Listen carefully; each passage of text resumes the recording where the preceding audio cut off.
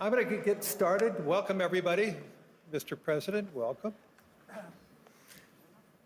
I've been visiting France for more than 50 years. I know I don't look it, but truly so.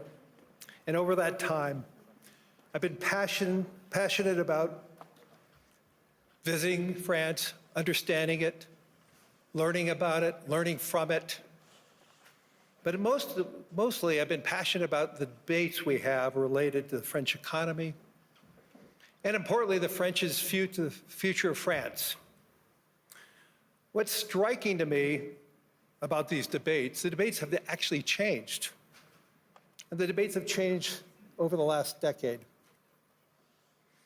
Today, I think there's a broad agreement around one single idea, that economic growth matters. Economic growth, as it broadens, reduces polarization. I think that sounds obvious now about the need for economic growth, but not so long ago. It was still an open question whether competitiveness would truly sit at the center of France's economic vision. I think that question has been answered, and President Emmanuel Macron has been the key man driving that shift and answering that question. In fact, you could make an argument that no French leader has led his country at a more pivotal time since World War II. From the onset, President Macron has argued that France must strengthen itself. It must strengthen its defense. It must renew itself in its capacity to innovate, but also importantly, and maybe more importantly today than ever before, and remain engaged in the world. That perspective has defined his presidency and is one that is helping to shape the conversation, the needed conversation about Europe's future. Ladies and gentlemen, please join me in welcoming the President of the French Republic, Emmanuel Macron.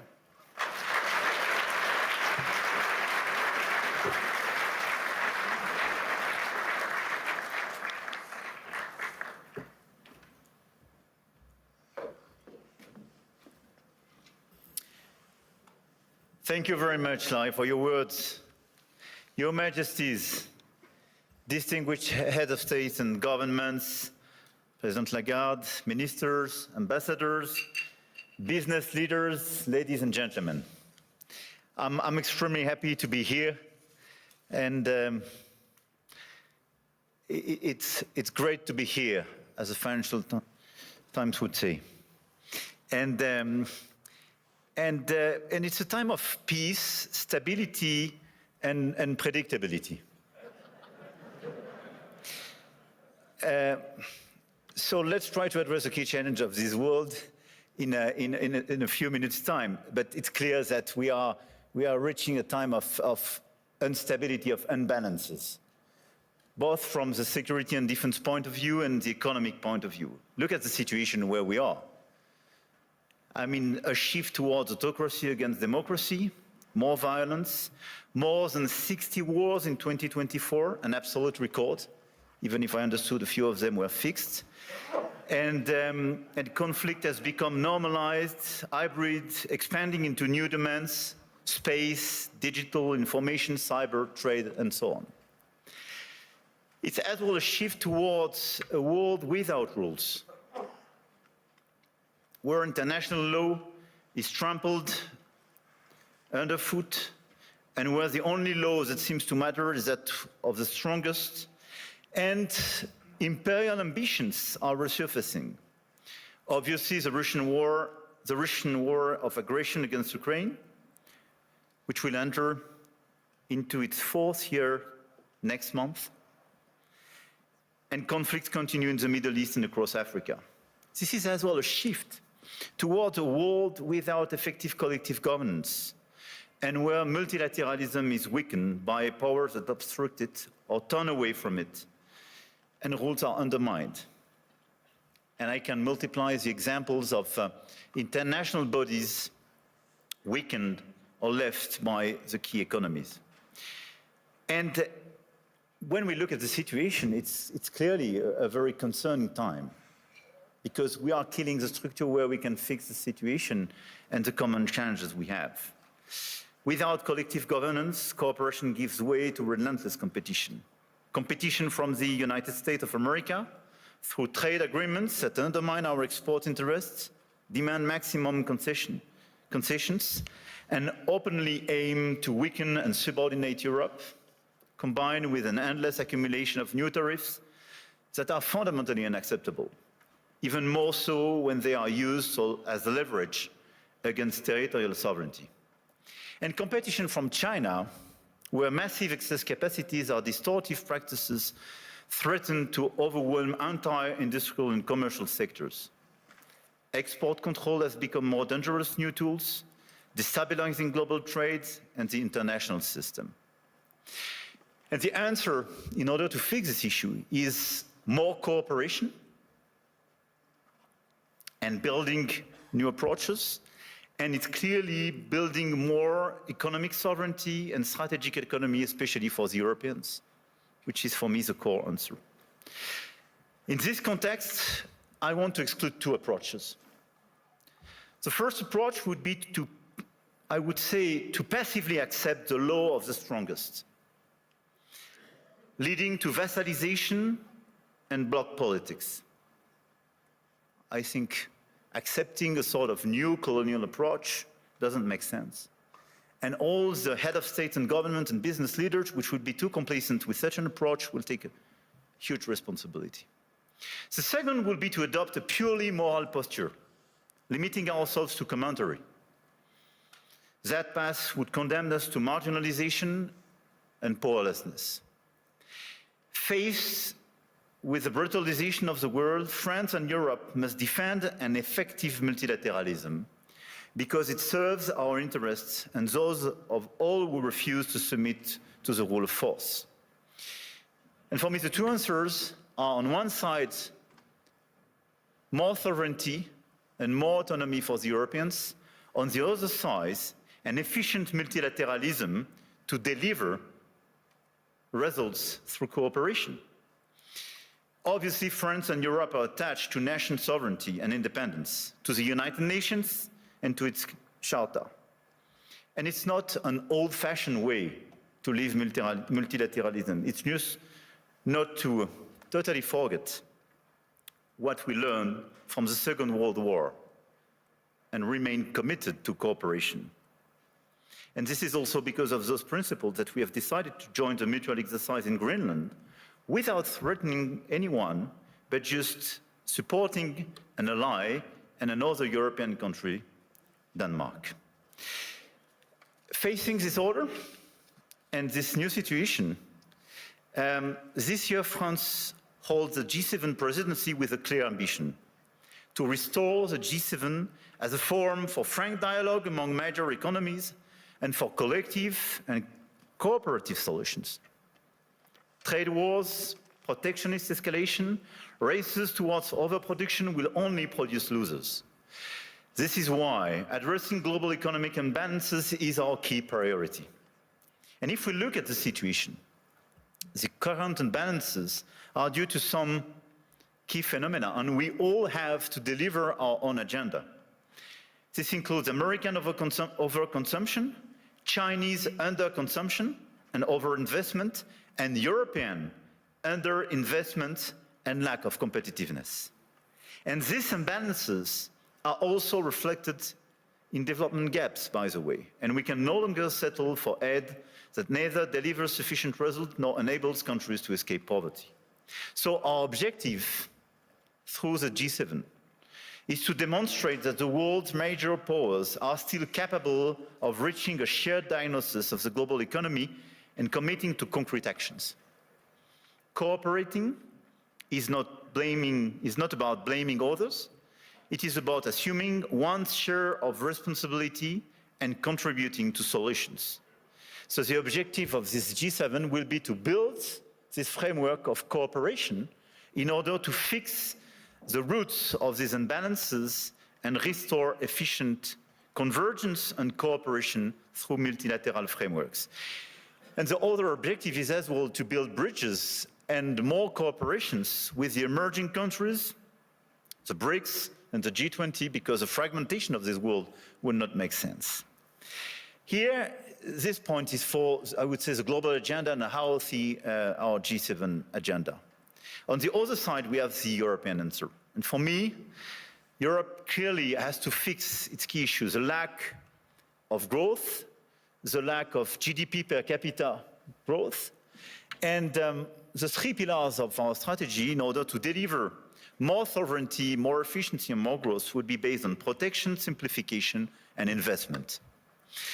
Because the diagnosis is well known, European competitiveness still lags behind that of the US, and in the current global order, facing precisely the Chinese approach, we have to react. So first, protection. Protection doesn't mean protectionism. But today's Europeans are too naive. This is the unique market open to everybody without checking level playing field. Nobody can access the Chinese market as people are accessing the European market for sure. But even if you take the US and a lot of other countries, the level of protection does exist for investment and trade. And the Europeans are the only one not to protect their own companies and their own markets when the other countries doesn't respect level playing field.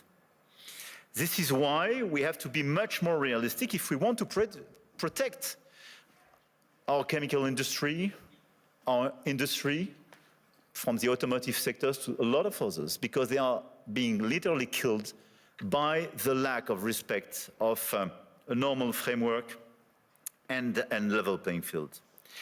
Europe has very strong tools now, and we have to use them when we are not respected and when the rules of the game are not respected, by the way. The anti-coercion mechanism is a powerful instrument, and we should not hesitate to deploy it in today's tough environment. We must also advance the principle of European preference. There is a North American preference in your market. There is no European preference today. We are progressively creating it, and in the latest documents and decisions taken by the decisions, we do have the first examples of that, but this is extremely good. And we are currently aligning closely with Germany to deliver an ambitious and simple framework. And this is a decisive project, and I count on the European Commission to present a proposal as well by early 2026 with the highest possible level of ambition in order to deliver, I would say, across the different sectors, the principle of European preference. This is a necessity. We must act on imports as well regarding this protection issue. And in the context of escalating trade tensions and Asian overcapacities, Europe must strengthen its trade defense instruments, including mirror measures to enforce regulatory standards, and we must improve the quality and added value of foreign direct investments, targeting projects with strong export potential. And this is core for the rebalancing with China. China is welcome, but what we need is more Chinese foreign direct investment in Europe, in some key sectors, to contribute to our growth, to transfer some technologies, and not just to export towards Europe some devices or products which sometimes don't have the same standards or are much more subsidized as the one being produced in Europe. It's not being protectionist, it's just restoring this level playing field and protecting our industry. So from safeguard clauses to mirror clauses to European preferences and incentives for more FDIs, this strategy is absolutely key. And in parallel, protecting our economies will also require a resilient strategy on both imports and exports to de-risk supply chains, particularly for raw materials, rare earths, semiconductors, chips, and to diversify our trade partners. The second pillar of the European economy and the European strategy should be simplification. And when I speak about simplification, we started with the CSRD, CSDDD, And we have to do much more on different sectors, and we did it during the past few weeks on automotive, and we have to do it on chemical, digital, AI, banking, and so on. And the core of this simplification is sometimes to get rid of some recent regulations when they desynchronize in a certain way the European Union in comparison with the rest of the world. But we have as well to accelerate the deepening of the single market. On all these sectors, the 450 million inhabitants and consumers market should be the domestic market of all the EU companies. It's not yet the case as long as you have complexities. In doing so, we must ensure respect technological neutrality and non-discrimination within the European Union. This is another pillar, another point of simplification. Neutral approach in terms of technology and non-discrimination. We discriminate during such a long time between the different sources of energies. It's counterproductive for the Europeans themselves. Companies have a role to play, and we must act, and you must act. And clearly, you must help identify and concretely help us to simplify where it is needed. But for me, this agenda of simplification is not a matter of discussion, but just implementation, speed and scale. The third pillar of the European strategy for more competitiveness and more autonomy is based on investment and innovation. We have to invest much more. If there is a GDP per capita so different between the US and Europe, 65% to 70% of the explanation is due to the difference in terms of innovation. And the US was much more innovative because of public and private investment. So in our budget for the months to come, because we will negotiate during the years, this year in Europe, we have to invest much more money in the critical sectors where the innovation will be made. AI, quantum, green tech, but as well defense and security. The size of our common budget is not the right one. We have to invest much more money in order to be much more credible and accelerate this innovation agenda. But at the same time, if you look at the situation, we don't have sufficient private investment. And this is one of the main differences. We do have the savings as the Europeans, much more than the US, by the way. But this saving is overinvested in bonds, and sometimes in equities, but outside Europe. So this is why the top priority should be securitization program. It is prepared, we have to accelerate the implementation. And second, capital market union. Precisely in order to have more integration and simplification, but to have an efficient capital market union in order to invest much more money and use our savings to be invested on innovation and equity in Europe. This agenda for me is our top priority, both the global and the European one. And it is to be implemented in the months to come, because everything is about acceleration. And France is committed to deliver this agenda. We work very closely with our key partner. And at the same time, our objective for France is to stabilize our results and our macro approach, and to remain the highly attractive country we are. We've been the most attractive country of Europe during the past 6 years, and to consolidate our deep structural reforms and our key advantage. And on top of the business framework we have, I want here to insist on the fact that we have a competitive, stable, low-carbon electricity supply. We exported last year 90 terawatt-hours of electricity, and a low-carbon one, based on our nuclear model. We have world-class innovation and research capabilities, and we will improve them. And we have one of the most vivid and active ecosystem in AI, quantum computing, energy transition, etc., and a lot of the startups and unicorns and large caps of these sectors are with me in my delegation today. And on top of that, let me insist, and I will stop here, on the fact that we have a high-quality infrastructure and large market with strong purchasing power. And we have a place where rule of law and predictability is still the rule of the game. And my guess is that it is largely underpriced by the market. And beyond what you can do in terms of investment, what you can do in terms of strong ambitions, having a place like Europe, which sometimes is too slow, for sure, and needs to be reformed, for sure, but which is predictable, loyal, and where you know that the rule of the game is just the rule of law, it's a good place. And I think this is a good place for today and for tomorrow. So we will be committed during 2026 to try to deliver this global agenda in order to fix global imbalances through more cooperations. And we will do our best in order to have a stronger Europe, much stronger, and more autonomous, based on the pillars I just mentioned, and based as well, and we can revert in the dialogue, but on more investment and commitments on defense and security, because we have to invest much more and invest much more. Because we do believe, and here in the epicenter of this continent, we do believe that we need more growth, we need more stability in this world, but we do prefer respect to bullies, we do prefer science to plotism, and we do prefer rule of law to brutality. You're welcome in Europe, and you are more than welcome to France.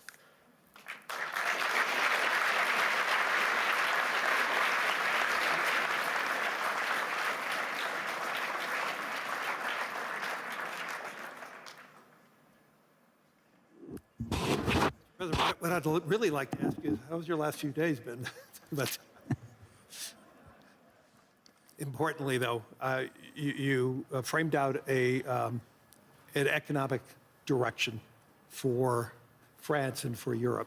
If you had to prioritize to transform France and Europe as fast as possible, you close saying, yes, we are slow, yes, but what can we do right now to really accelerate it, to broaden the economies across Europe, that we have more participants? Is there any one silver bullet that you could do to really accelerate that type of growth? Rapid response in terms of, this is a no.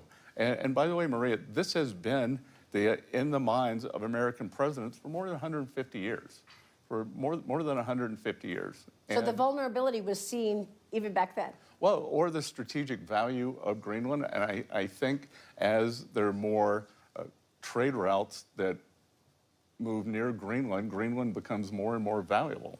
Secretary, we're already seeing a reaction from markets. You've got rates spiking in the United States, up 7 basis points on the 10-year right now. You've got rates spiking in Japan. What do you want to say about this market reaction that we're seeing? Well, Maria, I think it's very difficult to disaggregate the market reaction from what's going on endogenously in Japan. So Japan, over the past 2 days, has had a 6 standard deviation move in their bond market. That would be what has happened in the Japanese JGB 10-year would be the equivalent of a 50 basis point move in US 10. So I think it's very difficult to disaggregate what the spillover from Japan is. I've been in touch with my economic counterparts in Japan, and I am sure that they will begin saying the things that will calm the market down. So what are the plans for tariffs on Europe then? Well, we're in the midst of completing a very good trade deal for both sides. So the plan is to go ahead with the trade deal. Of course, the president has said that he, on February 1st, will implement a 10% tariff if the Danes do not want to give up Greenland, and it is on the 8 countries that sent troops to Greenland. So what do you want to say about the NATO alliance then? I mean, Denmark has been a long ally, the European Union united against any move. How do you progress with what looks like a strategic move for the United States, but also preserve the alliance, the NATO alliance? Well, look, I think that the NATO alliance is very safe, sound, and thanks to President Trump, it's never been more secure. When President Trump came in his first term, the European countries and Canada were not meeting their spending quotas as a percent of GDP. Now they are. They got a lot of catch up to do. And Maria, to put it in perspective, the United States of America since 1980 has contributed $22 trillion more dollars, or spent $22 trillion more dollars on defense than all of NATO. So roughly the same size population, and we have spent $22 trillion more. That is 2/3 of our outstanding government debt. The Europeans have been spending the money on social welfare, on roads, on education, and it's time for them to pay more, which they've agreed to do. Yeah, many of them have already stepped up, like Poland. Everyone has except Spain. Okay.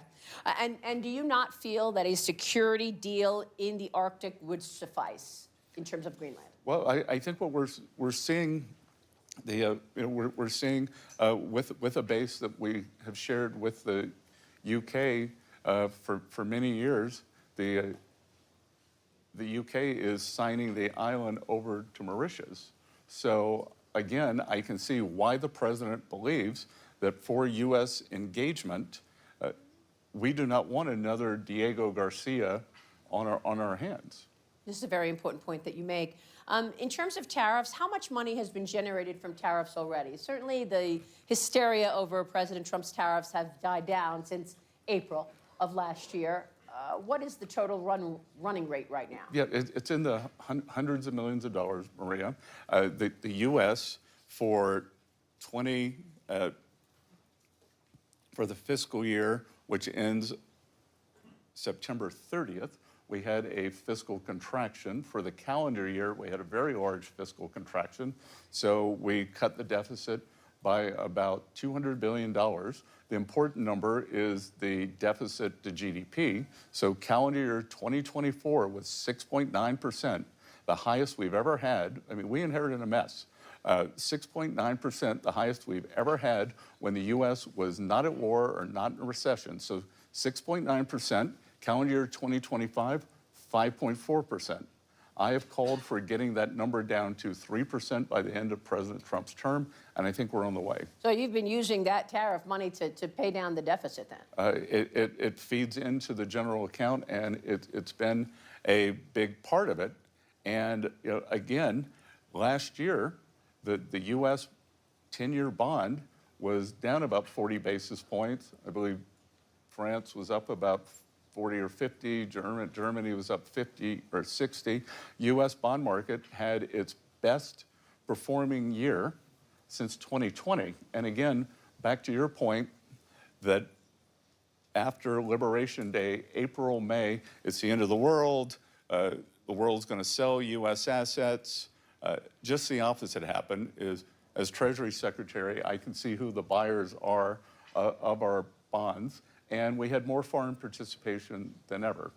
And just to be clear, a moment ago, when I asked you about the market reaction, you don't think markets rates are spiking on this Greenland story. You think that what's happening in Japan is specific to Japan. Well, I think that the Japan situation, that the market there, again, had a 6 standard deviation move, and that was happening before any of the Greenland news. And I think the rest of the world, German rates are up, French rates are up, Japanese rates are up a tremendous amount. Secretary, I want to get to the macro story in a moment, but let me stay on tariffs for one more moment, because we could be hearing from the Supreme Court imminently. And of course, the Supreme Court will issue a ruling on the president's use of tariffs during a, quote, emergency, the IEPA, reason that you've actually issued some of these tariffs. What are your expectations for the Supreme Court? We could hear from them this morning or even tomorrow morning. If they rule against you, what are the alternatives to raise that kind of revenue, hundreds of billions of dollars that you've already been able to do? Well, Maria, I think it's very unlikely that the Supreme Court is going to strike down a president's signature economic policy. It didn't early on with the ACA, also known as Obamacare. They reinforced that recently. And the real problem here is President Trump has used IEEPA for negotiating leverage for geopolitics in emergency situations. If we look back, the first IEEPA tariffs were fentanyl tariffs. So on Mexico, on Canada, on China, and if fentanyl is not a national emergency, I don't know what was. 200,000 Americans dying every year. And because of that, Mexico came to the table, Canada came to the table, China, who exports or the precursor drugs, have all come to the table, and we're seeing a substantial drop in protecting the American people. On October 8th, the Chinese government announced rare earth export controls on the entire world, not just the US, and which would have caused an industrial meltdown. President threatened 100% tariffs on China if they did this. My Chinese counterpart, who's been a very good interlocutor, had gone quiet for a couple of days. Chinese immediately came to the table, and they rolled the export controls out a year. And President Trump insisted that I negotiate on behalf of the whole world. So, in terms of the U.S. leading, this is what U.S. leadership looks like. He was able to use IEEPA tariffs to negotiate for the entire industrial world. So I think it's very important here. I'm glad you mentioned China. I'm going to come back to China, but while we're here, what is the latest timetable on the much anticipated bilateral trade deal with China? I had a meeting with my Chinese counterpart here in Davos last night, Vice Premier Hu Feng. He told me that just this week they have completed their soybean purchases, and we're looking forward to next year's 25 million tons. I suggested maybe he'd want to buy a little more, because President Trump always brings that up with Party Chair Xi when they speak, and they've done everything that they said they're going to do. Are they having rare earth magnets flow, or are they putting restrictions on that? Because there were reports last year that the Chinese were saying, we will send the rare earths, but we're not sending them to any companies that are tied to the defense sector and the U.S. military. They are flowing as expected. We are in a fulfillment rate that's in the 90s, which I think is quite satisfactory. So they didn't stop, even if it's a defense company? Because I believe they tried to do that with Japan as well. Well, Japan and China have gotten in a skirmish over some remarks that the Japanese prime minister made.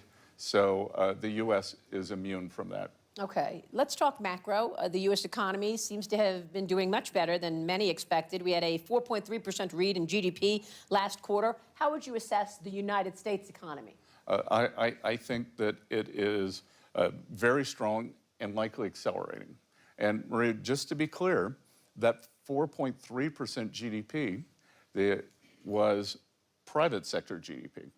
So, or actually, after the fiscal contraction. So the real number was 4.7.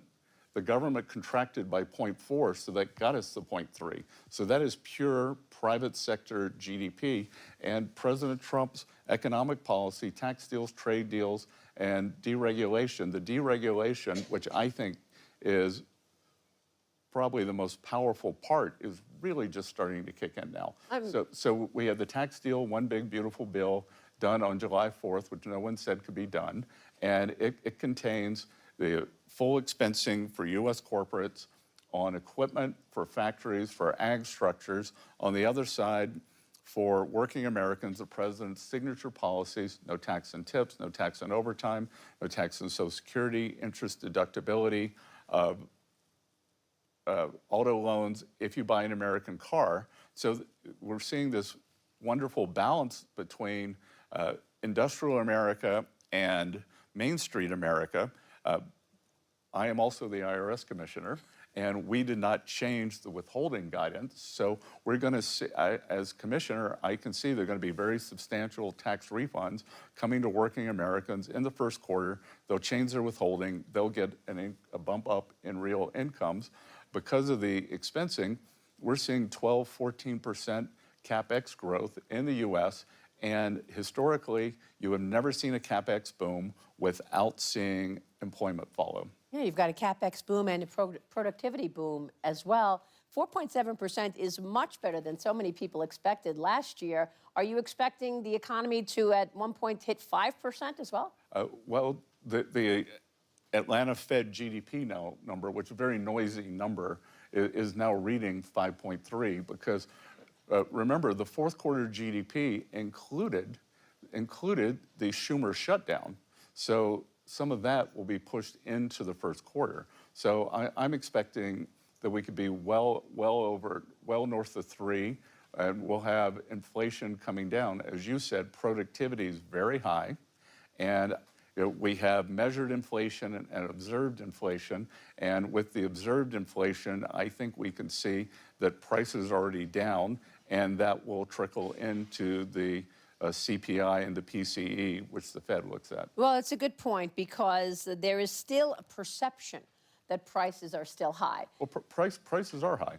The Biden administration was a wipeout for working Americans. That the price level increased by 21, 22, 23%. But our friend Jason Trennard, the strategist, has something called the Common Man Index, and that is what do working Americans buy? So basket of groceries, insurance, rent, car payments, and that was up in the mid-30s. So very difficult, other than with energy. The president, through Drill Baby Drill, has gotten gasoline prices down. We're below $2 in many states. National average is below 3, even if you throw in the outlier of California. And so that we can get down. And we are working every day to get things down. And affordability is two pieces.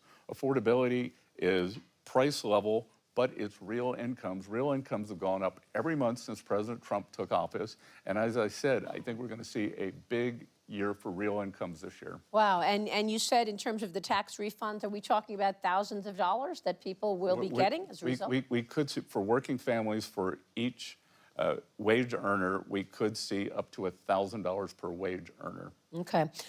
You said that prices are still coming down, but they're still elevated. The president announced many things, a litany of things, just in the last 100 days. And I want you to walk through some of these things and tell us why they're important, because he put a ban on large institutional investors purchasing single-family homes. He asked for $200 billion purchases of mortgage-backed securities, and he put on a proposal for a 10% cap on credit card interest rates. We know credit card interest rates are always soaring, up to 28, 30% in some cases. That's going to cut into earnings of the bank, certainly. And he also teased something about 401ks, that you would be able to tap into your 401k to then buy a home. Walk us through these things. Why are these so key, in your view, to growth and to reining in prices? Well, here, why don't we start from the beginning? So, the first thing was the ban on large institutional investors purchasing single-family homes and the purchase of mortgage-backed securities. Yep. So the ban on institutional investors in single-family homes, for those of you who are not American, in the U.S., pre-Great Financial Crisis, institutional investors did not participate in the single-family market. So post the financial crisis, institutional investors hoovered up single-family homes. They continue to do it, and there's an unfair tax arbitrage there. You and I have a mortgage. We can deduct the mortgage amount. Institutional investors can deduct the borrowing amount, but they can also expense any repairs and depreciation. So we think that it is a good idea to have them out of the market. We are going to give guidance at some point to see what is a mom and pop, that someone, maybe your parents for their retirement, have bought 5, 10, 12 homes. So we don't want to push the mom and pops out. We just want to push everyone else out. And what's important here, you will hear some misinformation that says, well, institutional investors are 1, 2, 3%. That is true. Having been in markets for 35 or 40 years, markets are made on the margin, and institutional investors are much higher in boomtown markets like Charlotte, like Atlanta, like Huntsville, Alabama. So they've done that. In terms of having Fannie and Freddie buy MBS, the mortgages are two parts. It is the 10-year bond yield, and it is the spread between mortgages and the 10-year yield. So the purpose of that is to narrow the spread. Okay.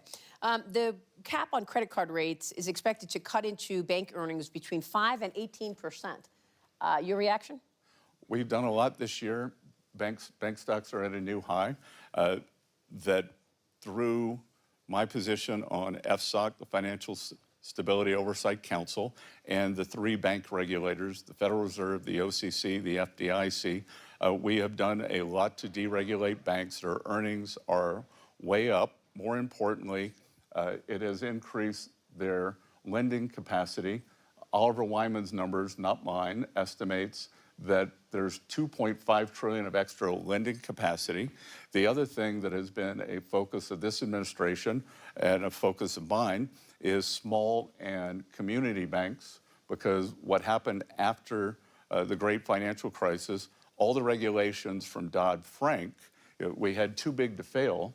But then with small banks, you were too small to succeed. This regulatory morass, we have lost more than 50% of the small and community banks.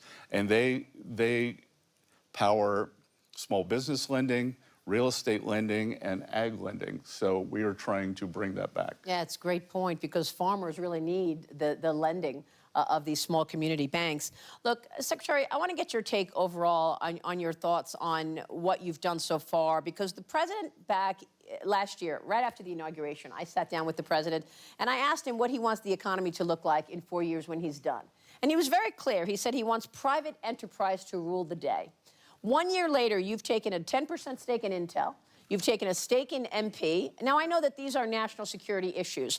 And the other day, the president told the defense contractors, don't pay dividends, don't buy back any of your stock. You need to be fulfilling what the country needs in terms of producing a weapon. So what do you want to say to people who say, look, here is a so-called capitalist president and a Treasury Secretary, and yet it's not private enterprise running things. The president is telling the defense contractors what to do, and you've taken stakes in these companies. A couple of things, Maria. I think the only good thing that came from COVID was it was a test run for what would happen if our supply chains were ever broken due to a kinetic war. So we saw that there are 5, 6, 7 key industries that we have to reshore.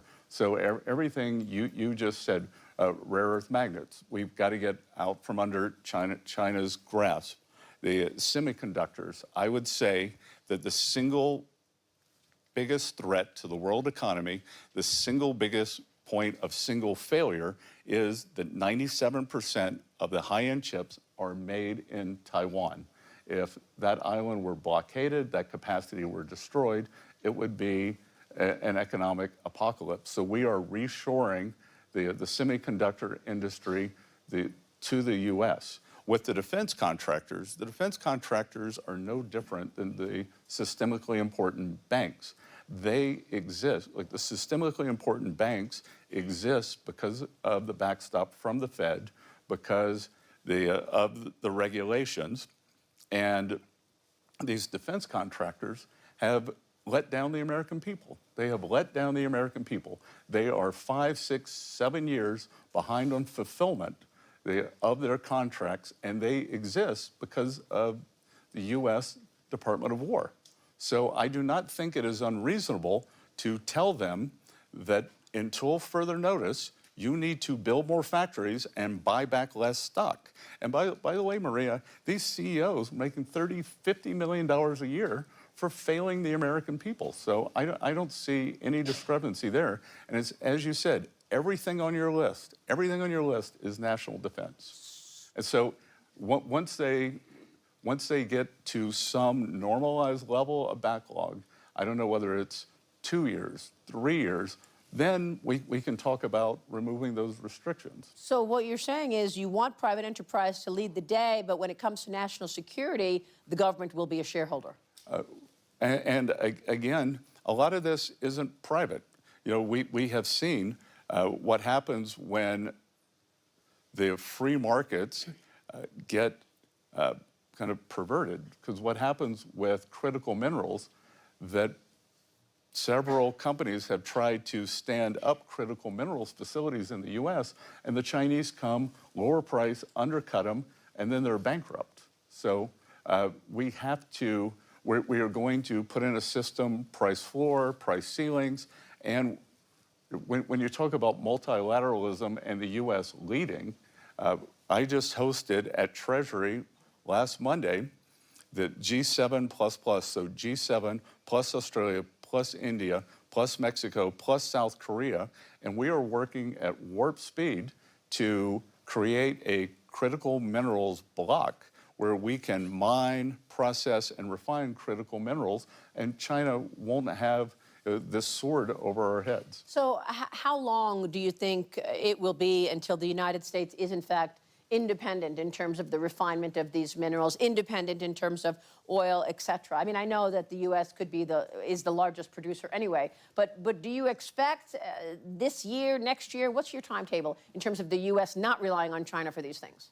Well, obviously for energy, we are independent. We're an energy superpower, and I would say 18 to 24 months. I went down about 2 months ago to my home state of South Carolina, and in South Carolina, for the first time in 25 years, there's a producer there who made rare earth magnets. So they are starting to come off the supply chain. They believe that within 2 years, they can fulfill most of the rare earth magnet needs for the U.S. And then we also want to help our allies because the supply chain is important. Mm-hmm. What do you want to say about sanctions, something else you've been working on, of course? What are you planning there in terms of Iran and the impact there? Do sanctions actually work? And the same question with regard to 500% secondary sanctions or tariffs on countries who purchase energy products from Russia. Okay, so two things there. There are Treasury sanctions. And if you look at a speech that I gave at the Economic Club of New York last March, I said that I believe the Iranian currency was on the verge of collapse, that if I were an Iranian citizen, I would take my money out. President Trump ordered Treasury and our OFAC division, Office of Foreign Asset Control, to put maximum pressure on Iran, and it's worked. Because in December, their economy collapsed. We saw a major bank go under. The central bank has started to print money. There is a dollar shortage. They are not able to get imports, and this is why the people took to the street. So this is economic statecraft. No shots fired, and things are moving in a very positive way here. On the 500% tariffs on the buyers of Russian oil, that is a proposal that Senator Graham has in front of the Senate, and we will see whether that passes.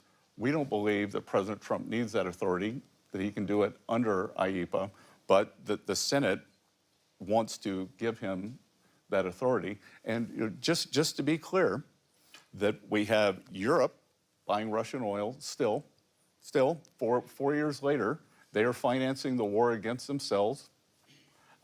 India started buying Russian oil after the conflict began, but President Trump put a 25% tariff on them, and India has geared down and has stopped buying Russian oil.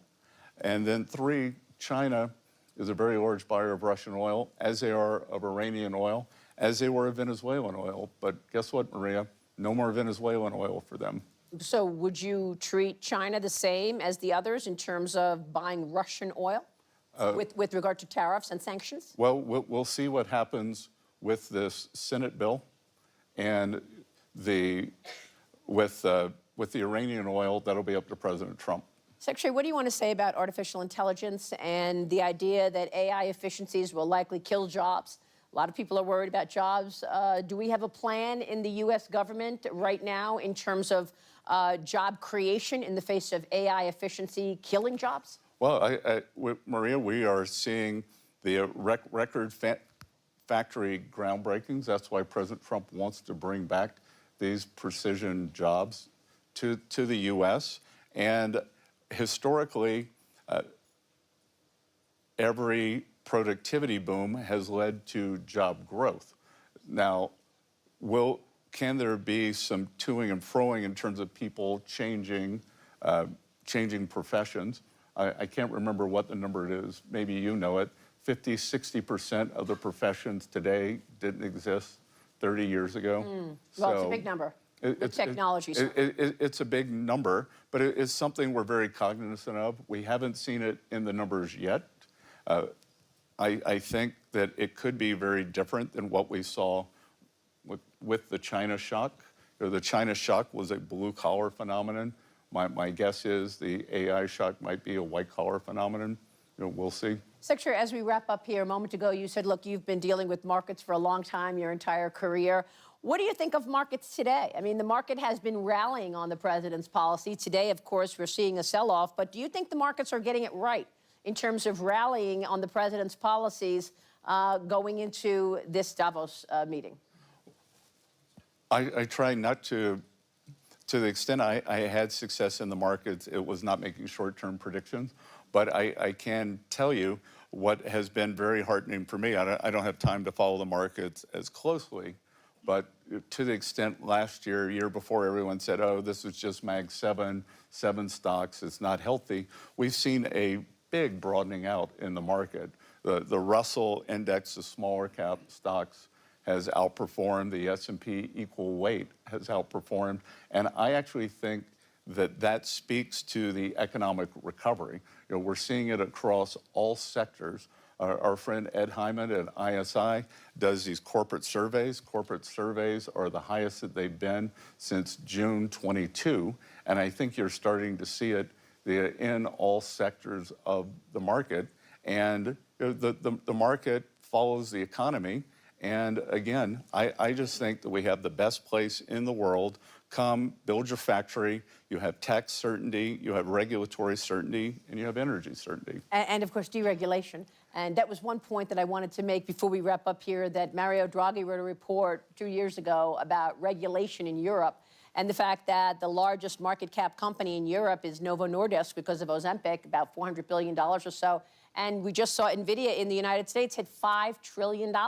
Well, clearly, Maria, the innovation, the change, and the ability to adapt is in the U.S. The U.S. is the innovation capital of the world. I don't think anything's going to change that.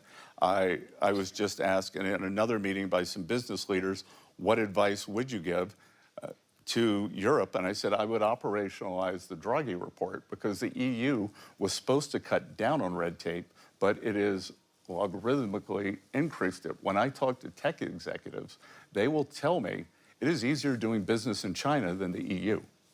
Wow. That's not a great stat. I had a European businessman come to see me the other day. He said, Secretary Bessent, it took me 3 days to get an appointment with the White House and with you. It took me 90 days to get an appointment with Ursula von der Leyen, and we are one of the largest employers in Europe. So there's just a different mindset here, and I think the mindset has got to change. It's got to change to a growth mentality, and that's President Trump's invitation is we are growing, we're deregulating, and come and join us. The U.S. is going to host the G20 meeting next year, and on the finance track, we have identified the greatest financial risk as a lack of growth, because post-COVID, every government balance sheet has ballooned, and we have this gigantic government debt. There are two ways you can either cut your way out of it through austerity, no voter wants that, or you can grow your way out of it. So we are inviting the world, come grow with us, prosper with us, and we can all do it together. Secretary, thank you very much. Good. U.S. Treasury Secretary Scott Bessent, thank you so much. Thanks, Maria.